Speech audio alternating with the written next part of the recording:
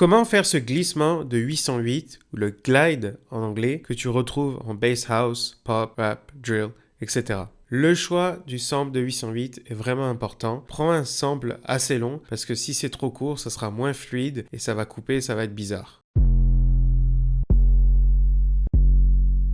Une fois que tu as le bon sample, tu crées une piste MIDI et tu double-cliques sur le sample, ça va s'insérer automatiquement. Je change le simpler en sampler avec clic droit sur le titre et je mets mon sample sur la bonne fondamentale qui est dans le titre, ici F#0. Alors j'ai écrit mes notes de 808.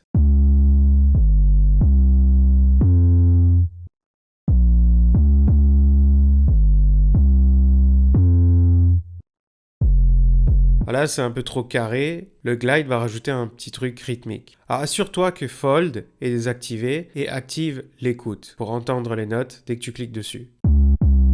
Dans mon clip MIDI, je vais dans l'onglet Expression. Maintenant, tu as le contrôle du pitch sur chacune des notes. Alors si tu veux de la précision, reste appuyé sur la touche Alt sur Windows ou Commande et tu peux modifier la courbure et la note précisément.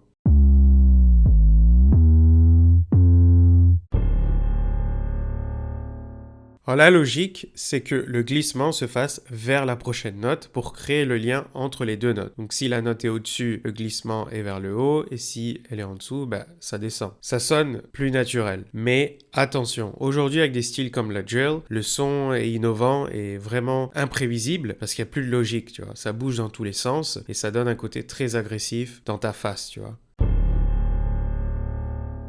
Alors pourquoi j'ai utilisé le sampler et pas le simpler? Le simpler est très bien, simple, clair.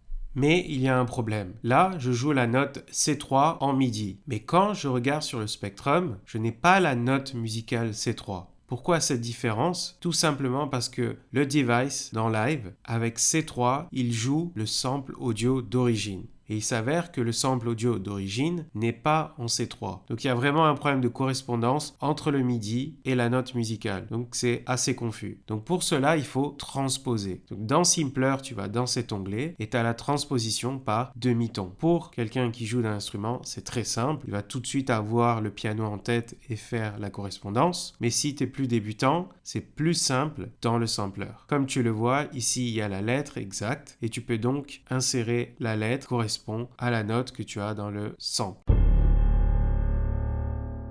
Alors que faire si mon sample n'indique pas la note ou que je veux vérifier pour être sûr à 100%? Tu mets ton sample sur une piste audio et tu regardes avec le EQ8 en cliquant sur la barre de titre. C'est la méthode la plus simple et la plus rapide.